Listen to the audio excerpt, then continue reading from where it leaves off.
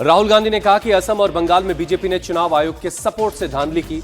राहुल गांधी ने ममता बनर्जी के आरोप का समर्थन किया और कहा कि बंगाल में 100 से ज्यादा सीटों पर चोरी की गई है। राहुल गांधी ने एक सोशल मीडिया पोस्ट में लिखा है कि एमपी, हरियाणा, महाराष्ट्र और 2024 के लोकसभा चुनाव में भी हमने ऐसा ही देखा।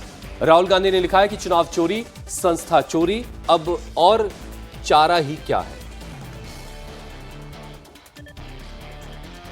और चलिए आपको दिखाते हैं कि राहुल गांधी ने सोशल मीडिया पोस्ट पर आखिर लिखा क्या था। असम और बंगाल में बीजेपी द्वारा चुनाव आयोग के समर्थन से चुनाव धांधली के साफ उदाहरण देखने को मिलते हैं।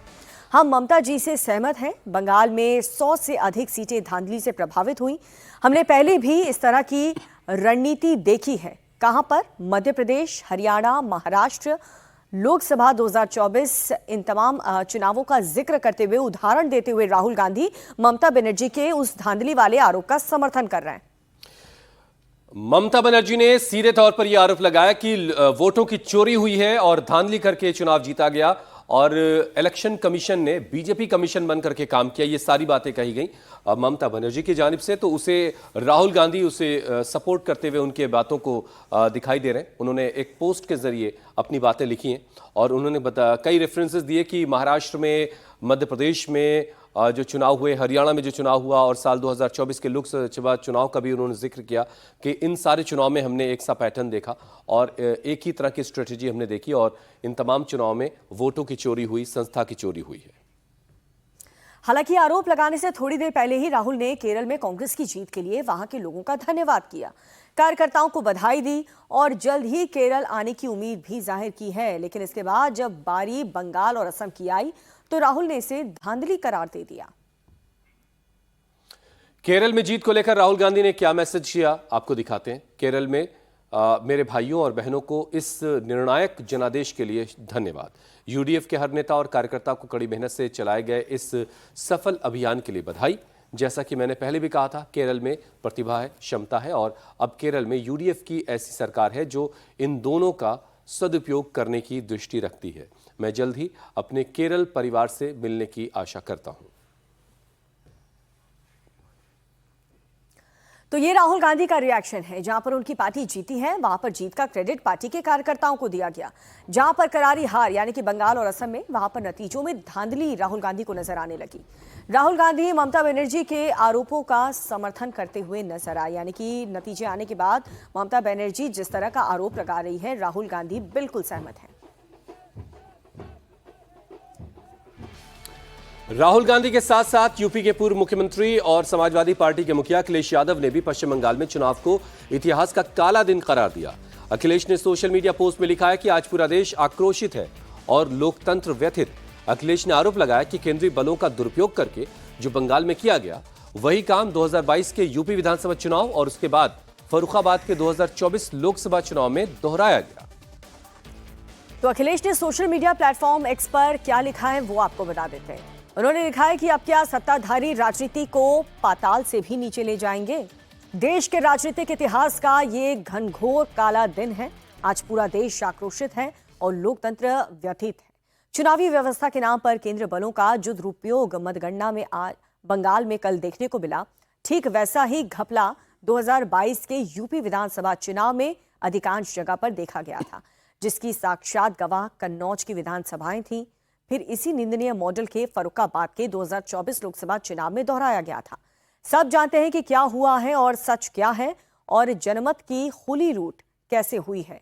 घोर घोर घोर निंदनीय। ये एक्स पर अखिलेश यादव का पोस्ट।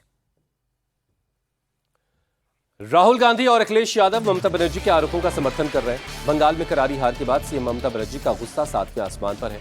ममता बनर्जी बीजेपी की जीत को चुनावी लूट बता रही है। ममता बनर्जी आज शाम को 4 बजे एक प्रेस कॉन्फ्रेंस करेंगी।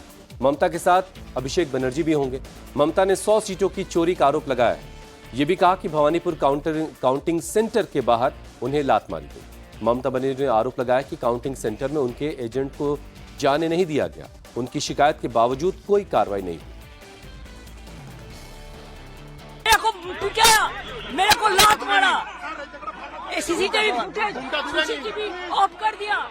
हमारा एक एजेंट को घुसने नहीं दिया।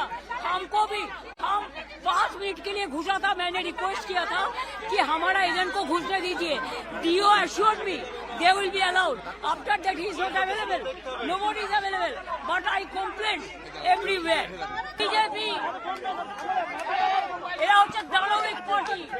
100টা সিট লুট করেছে। 100টা more than 100 seats they looted and cheated. And this election commission is a BJP commission. Loot. We will bounce back.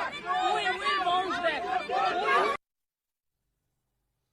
Manish Bhattacharya हमारे सहयोगी इस वक्त हमारे साथ सीधे जुड़ चुके हैं कोलकाता से। मनीष, नतीजों के बाद की एक नई सुबह, लेकिन आरोप वही पुराने जो कल ममता बनर्जी ने लगाए थे।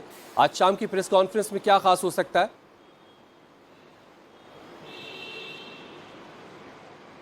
देखिए, बंगाल में ये नई उम्मीदों का सवेरा है और ये माना जा रहा है कि आरोप प्रत्यारोप का दौर कल शाम से शुरू हो गया था। ममता बनर्जी ने जिस तरीके से कहा कि 100 सीटों की लूट की गई है, उनके साथ अंदर मारा गया है, पीटा गया है और कहीं ना कहीं धांधली का एक बड़ा आरोप लगाया है, तो उसी मद्देनज़र ममता बनर्जी आज शाम को प्रेस कॉन्फ्रेंस करने वाली हैं। ममता बनर्जी और अभिषेक बनर्जी दोनों मौजूद होंगे।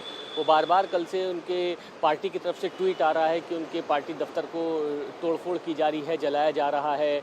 कई जगह तमाम नेताओं ने आरोप लगाए हैं कि धांधली बहुत बड़े स्तर पर की गई है, खासतौर पर भवानीपुर का नाम लेते हुए आ रही है। लेकिन अभी फ़िलहाल वो सब बातें अब निराधार ही साबित होने वाली है, क्योंकि शाम को प्रेस कॉन्फ्रेंस तो जरूर होने वाली है, लेकिन बीजेपी ने यहाँ अपनी रणनीति भी अब और बदल दी है। अब पश्चिम बंगाल का मुख्यमंत्री कौन होने वाला है, इसको लेकर सारी चर्चाएं शुरू हो चुकी हैं। लेकिन कल शाम तक के, जब तक कि काउंटिंग चल रही थी, देर शाम तक के ममता बनर्जी अंदर बैठी हुई थी, लेकिन जब बाहर निकली तो उन्होंने जो आरोप लगाए वो बहुत बड़े थे। कि जैसे वो अंदर जा रही थी तो उस वक्त उनको लात किसी ने मारने की कोशिश करी, उनको पीटने की किसी ने कोशिश की, उनके बूथ को कैप्चर करने की तमाम लोगों ने कोशिश की। उन्होंने कहा कि तमाम ऐसे बूथ हैं उसको लूटने का प्रयास किया गया है। इलेक्शन कमीशन पर धांधली का आरोप लगाया। सीएपीएफ फोर्सेस जो तैनात मनीष, थी उस पर विपक्ष आरोप का ये लगाया। तमाम आरोप लगाना, चाहे वो अखिलेश यादव हो या फिर राहुल गांधी, ये बहुत एक्सपेक्टेड था।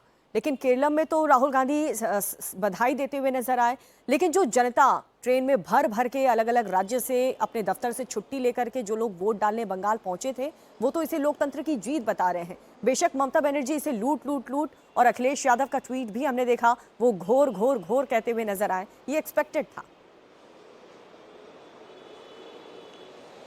देखिए, राहुल गांधी और ये अखिलेश यादव जी का अपना एक ऑब्जर्वेशन हो सकता है, लेकिन मैं यहाँ 40 दिन से रहा हूँ और कल शाम की मैं तस्वीर अगर आपको बताऊँ तो शायद मैंने पहली बार ऐसी तस्वीर देखी है। पश्चिम बंगाल के इतिहास में तो शायद पहली ऐसी तस्वीर हो सकती है कि सड़क पर कोलकाता में रात को कहीं भी निकल जाइए, ये कोई मैनेज्ड भीड़ नहीं थी। लोग स्वेच्छा से घर से बाहर निकल रहे थे, ग्रीट कर रहे थे जय श्री राम या इस तरीके का नारा। तो ये साफ दर्शा रहा था कि ये जनादेश परिवर्तन का है और जो परिवर्तन किस लिए चाहते थे।